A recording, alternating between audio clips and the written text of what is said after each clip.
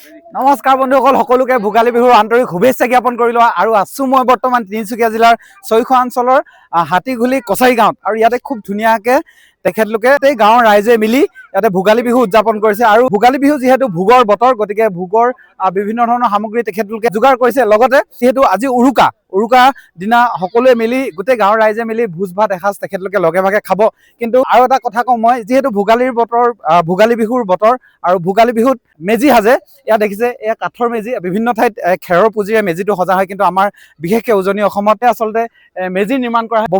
বিভিন্ন নিয়ম নীতিৰ মাজেৰে এই মেজিটো নিৰ্মাণ কৰা হয়, মেজিটো সজা হয়। লগতে দেখিছে নাৰিকল, বিভিন্ন ধৰণৰ ৰাইজে আচলতে নিজৰ আশা পূৰণৰ উদ্দেশ্যে সামগ্ৰী উদযাপন কৰি ইয়াতে আচলতে তেখেতলোকে সেৱা লয়। আৰু যিসকল ইয়াত পৰখীয়া বা যিসকল বুঢ়া মেথা থাকে তেখেতলোকৰ ইয়াৰ আশীৰ্বাদ দিয়াৰ লগতে আটাইতকৈ ভাল কথাটো হ'ল ইয়াত গাঁওখনৰ আটাইখিনি মানুহে মিলি খুব ধুনীয়াকৈ এই ভোগালী বিহু উদযাপন কৰিছে। লগতে গাঁৱৰ নিভাঁজ পৰিৱেশ দিবলৈ তেখেতলোকে তাতে চেষ্টা কৰিছে। যিহেতু তেখেতলোকে বৰঘৰ সাজিছে, গোহালি সাজিছে। ঘৰ এখনত সাধাৰণতে যি এটা পৰিৱেশ থাকে, আটাইখিনি পৰিৱেশ তেখেতলোকে দিবলৈ চেষ্টা কৰিছে। অকণমান যাবলৈ চেষ্টা কৰিম তাত আৰু আপোনালোকক দেখুৱাবলৈ চেষ্টা কৰিম কেনেকুৱানো খুব ধুনীয়া পৰিৱেশ তেখেতলোকে ইয়াতে এটা সৃষ্টি কৰিছে। সেই পৰিৱেশটো চাওঁগৈ বলক। ঘৰবিলাকৰ যি এটা পৰিৱেশ, গাঁৱৰ ঘৰৰ চৌপাশৰ যি এটা পৰিৱেশ, সেই পৰিৱেশটো দিবলৈ চেষ্টা কৰিছে। ইয়াতে তেখেতলোকে মঞ্চ এখনো তৈয়াৰ কৰিছে, এইখনৰ বিষয়ে অলপ পাছত ক'ম। কিন্তু খুব ধুনীয়াকৈ যিহেতু ইয়াত অনুষ্ঠান প্ৰতিষ্ঠান হৈছে, গতিকে চকী টকীবিলাক আছেই, কিন্তু ইয়াতে তেখেতলোকে ভঁৰাল ঘৰ, বৰঘৰ, গোহালি আটাইখিনি ইয়াতে সাজি পেলাই দেখুৱাবলৈ চেষ্টা কৰিছে। আৰু এইফালে আমাৰ সৈতে হুণ্টু গাই আছে, অকণমান এফালে আহে।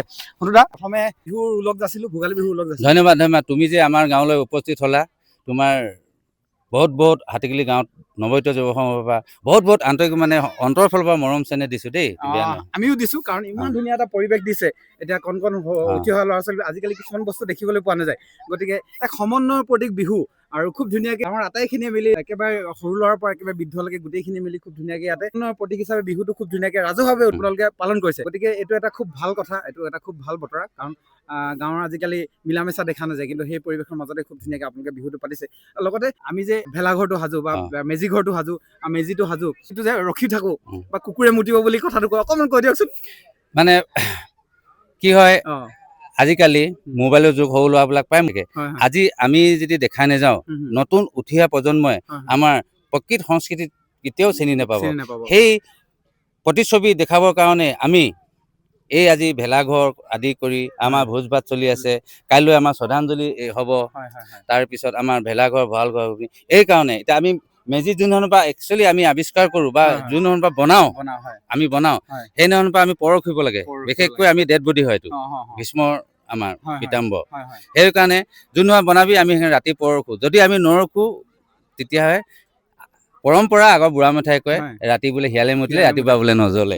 সেইবোৰ কথা আছে, বহল ভিত্তিত নাজানো আৰু কিছুমান। আৰু ৰখা সময়ত আমি বিভিন্ন ঘৰৰ পৰা, ধৰক আমাৰ ঘৰত খেতি কৰিছোঁ, কাৰোবাৰ ঘৰত খেতি কৰিছোঁ, অলপ ধৰক আলু কচু দুই এটা আনি পেলাই চুৰ কৰে, এটা পৰম্পৰা নিব। যেনেকৈ যাওঁ, কাৰোবাৰ যদি চাওঁ আৰু পৰিস্থিতি চাই আজিকালি কাৰোবাৰ ঝৰুৱা এখন লৈ আহোঁ, কাৰোবাৰ বোলে নঙলা এটা লৈ আহোঁ, আলু অলপ লৈ আহোঁ, কাৰোবাৰ গঁৰালৰ পৰা আজি ৰাতি হাঁহ লৈ আহিম, কিন্তু ছাগলী এইবিলাক নানো, কুকুৰা লৈ আহিম। এইবিলাক এইটো এটা পৰম্পৰা, এইটো যে প্ৰফেচনেল কিবা বা ডাঙৰ বহুত বেছি কিবা বস্তু চুৰ কৰিব তেনেকুৱা নহয়। কাৰোবাৰ নঙলা চাৰিডাল আছে, এডাল লৈ আহিলে, বা কাৰোবাৰ জপনাখনকে লৈ আহিলে, কাৰোবাৰ আনি পেলাই ইয়াতে জ্বলাই। গতিকে তেনেকুৱা ধৰণৰ এটা পৰম্পৰা আচলতে এই ভোগালী বিহুটো আমাৰ সমাজত চলি আহিছে, নহয় জানো? বিশেষকৈ আমাৰ গাঁওখন কৃষিজীৱী, আমিতো বেছি বাৰীত যাম এতিয়া। আলু, কবি এইবিলাকে আনিম, ভাৰ দি আনিম, তাকো বস্তাত ভৰাই নহয়।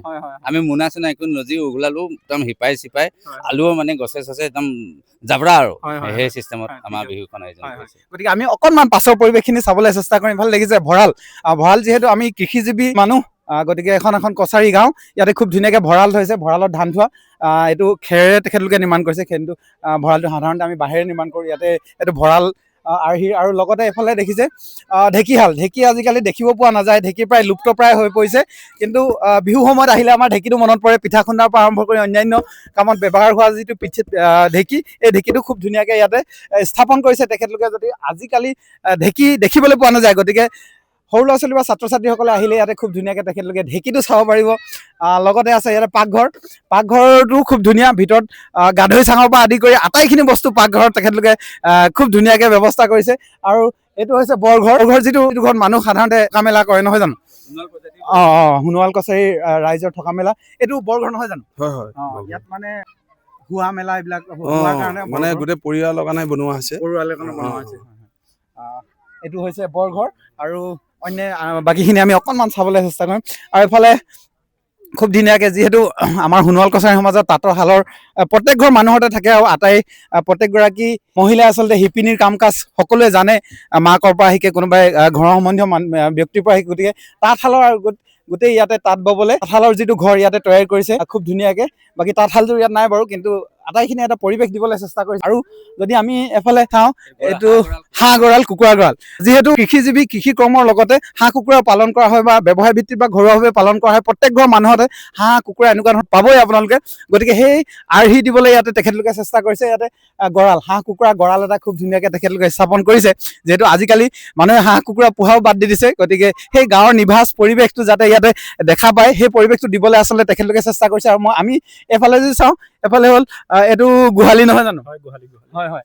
যিহেতু আমাৰ কৃষি কৰ্মত গৰুৰ ব্যৱহাৰ অপৰিহাৰ্য, লগতে গাখীৰৰ পৰা আদি কৰি গৰু অপৰিহাৰ্য। আৰু বৰ্তমান কিন্তু ট্ৰেক্টৰৰ প্ৰচলন, গৰু খুব কমিয়ে গৈছে। কিন্তু আমি আমাৰ উঠি অহা প্ৰজন্মক যাতে গোহালিৰ সৈতে চিনাকি কৰি দিওঁ, তাৰ এটা উদ্দেশ্য নহয় জানো? আমি এইটো দেখাব বিচাৰিছো যে আমাৰ সোণোৱাল কছাৰীৰ যোনটো কলা সংস্কৃতি আছে, সেই সংস্কৃতি আদিম যুগত আমাৰ মানুহে কেনেকৈ বসবাস কৰিছিল সেইটো আমি ইয়াত প্ৰদৰ্শিত কৰিব বিচাৰিছো। এটা থুলমূল হিচাপে ক'ৰবাত যদি আমাৰ ভুল ভ্ৰান্তি ৰৈ গৈছে, আমি সেইটো আপোনাৰ যোগেদি আমি ক্ষমা বিচাৰিছো। আমি এটা মানে কি থুলমূলকে সৰুকৈ হ'লেও দেখাব বিচাৰিছো যে আমাৰ কথাতে কয় যে পূবে ভঁৰাল পশ্চিমে গঁৰাল, বা পূবে যদি তোমাৰ যদি পাকঘৰটো যদি পূবে হয়, আমাৰ পশ্চিমে গোহালিটো হয়, তেনেকুৱা এটা কথা আছে। সেইকাৰণে আমাৰ পশ্চিম ফালে আমি গোহালিটো এটা থুলমূলকে দেখুৱাব প্ৰয়াস কৰিছো। আৰু আমাৰ এইটো মানে কি আমাৰ সোণোৱাল কছাৰীৰ মানে যোনটো সংস্কৃতি থাকে, সেইটোকে আমি ইয়াত প্ৰদৰ্শন কৰিব চেষ্টা কৰিছো। আন্তৰিক ধন্যবাদ জ্ঞাপন কৰিছো। Thank you. আপোনালোক ইয়াতে অহাৰ কাৰণে আপোনালোক শুভেচ্ছা থাকিল, আৰু নৱবৰ্ষৰ শুভেচ্ছা থাকিল প্ৰত্যেককে।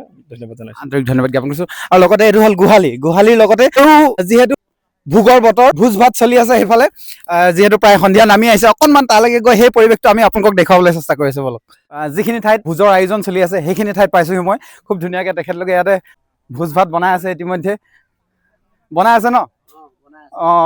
আজি কি ৰন্ধা হৈছে? ৰন্ধাটো বনাই আছো, গাহৰি আছে, ব্ৰইলাৰ আছে, মাছ আছে, যোগাৰ কৰা হৈছে। যিহেতু ভোগৰ বতৰ, ভোগালী বিহু নহয় জানো? হয়। গতিকে আপোনাক ভোগটো কৰিব লাগিব আৰু ন? বিহু হয়, নমস্কাৰ। গতিকে এইফালে ইতিমধ্যে প্ৰায়খিনি বস্তু এইফালে ৰেডি হৈ গৈছে। এখেতলোকে খুব ধুনীয়াকৈ এইফালে আটাইখিনি খাদ্য সামগ্ৰী যিখিনি আছে সেইখিনি খুব ধুনীয়াকৈ প্ৰস্তুত কৰিছে।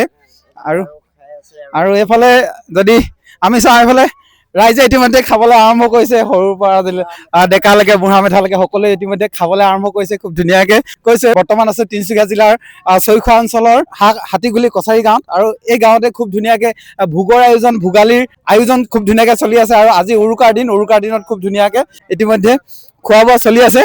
গতিকে মাইনা এজনী খাই আছে। মাইনা, কি নাম তোমাৰ? ভাল লাগিছে নে? ভোগালী বিহু নহয় জানো? তাৰপিছত আমি নাচিব লাগিব ন? খুব ধুনীয়াকৈ বহু ব্যক্তি ইতিমধ্যে খাই আছে। কণমানি এজনী, মাইনাৰ পৰা আদি কৰি সকলোৱে খাইছে। আমাৰ এইফালে দুগৰাকী মহিলা আছে, তেখেতলোকক আমি সুধিব লাগিব। বিহু কেনেকুৱা লাগিছে? বিহু ভালে লাগিছে দেই, বৰ্তমান ভালেই। এতিয়া খোৱা বোৱাটো কৰি আছো। অলপ পিছত আমি নাচিব গাব লাগিব দেই, নাচিম নেচামে এতিয়া বিহু যে। বিহু বতৰ আমি নাচিবই লাগিব। এতিয়া আকৌ গাহৰি মাংস খাই আছো। এয়া ব্ৰইলাৰ কছাৰী মানুহ খাবই লাগিব, আমাক নিয়ম হবই গাহৰি নহলে। নিশ্চয় তেখেতলোকে কৈছোৱে, খুব ধুনীয়াকৈ তেখেতলোকে খাই আছে। আৰু সকলোৱে ৰাইজে মিলি ইয়াতে খাই আছে। আৰু বহুতে ইতিমধ্যে লাহে লাহে আহিবলৈ আৰম্ভ কৰিছে। এক সমন্বয়ৰ প্ৰতীক যিহেতু বিহু, গতিকে সকলোৱে গাঁৱৰ ৰাইজে মিলি ইয়াতে বিহুখন তেখেতলোকে ভোগালী বিহুৰ আয়োজন কৰিছে। আৰু কালিও কিবা কিবি অনুষ্ঠান আছে, অকণমান যদি আপোনাৰ পৰা জানিব চেষ্টা কৰিম, কালি কি অনুষ্ঠান আছে? কাইলৈকৈ বিশেষকৈ প্ৰথম মেজি প্ৰজ্বলন হ'ব আমাৰ সোণোৱাল সম্প্ৰদায়ৰ নিয়মত। কেলে আগৰ পৰা আমি সোণোৱাল সম্প্ৰদায়ৰ নিয়মে আমি মেজি প্ৰজ্বলন কৰি আছো। আমি দেৱতাকে, সূৰ্য দেৱতা আৰু ভীষ্ম ৰজাৰ নামত কাইলৈ আমি প্ৰথম মেজি জ্বলাই, তাৰপিছত আমাৰ কাইলৈ সাংস্কৃতিক সন্ধিয়া আছে। সাংস্কৃতিক সন্ধিয়াৰ আগত আমাৰ সৰু কণ ল'ৰা ছোৱালী প্ৰত্যেক বছৰে খেলোৱা খেল ধেমালি আছে। খেল ধেমালি আছে। ইয়াতে কথা এটা কওঁ আমি মানে গেটৰ আগত স্বাগতম লিখিছো ৰঙা ৰঙেৰে। এই ৰঙা ৰঙৰ আমাৰ সোণোৱাল কছাৰী এটা অৰ্থ আছে মানে, সেইকাৰণে আমি ৰঙা ৰঙে লিখিছো। এতিয়া ক'লে মানে আমিতো ঘুটুগছ বংশ সোণোৱাল কছাৰী মানুহ, হয় ওপৰলৈ নাযাওঁ।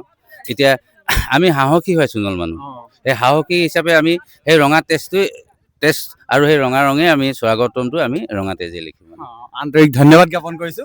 আৰু কৈছোৱে তিনিচুকীয়া জিলাৰ চৈখোৱা অঞ্চলৰ হাতীঘুলি কছাৰী গাঁৱত আছো। বিহুৰ অকণমান পৰিৱেশ দেখুৱালো আপোনালোকক। কাইলৈও খুব ধুনীয়া অনুষ্ঠান হ'ব আৰু খুব ধুনীয়া এটি নিভাঁজ তেখেতলোকে অপ্ৰাকৃতিকভাৱে বিহুখন ইয়াতে খুব ধুনীয়াকৈ উদযাপন কৰিছে ভোগালী বিহুৰ। আপোনালোকে যদি ভোগালী বিহুৰ সেই পৰিৱেশটো চাবলৈ বিচাৰে তেতিয়াহ'লে ইয়ালৈকে আহিব পাৰিব আৰু এই পৰিৱেশ আপোনালোকে উপভোগ কৰিবলৈ পাব। আৰু সকলোকে পুনৰবাৰ মাঘ বিহুৰ ওলগ যাচি আজিৰ ভিডিঅ'টো ইমানখিনিতে সামৰণি মাৰিছোঁ। ধন্যবাদ।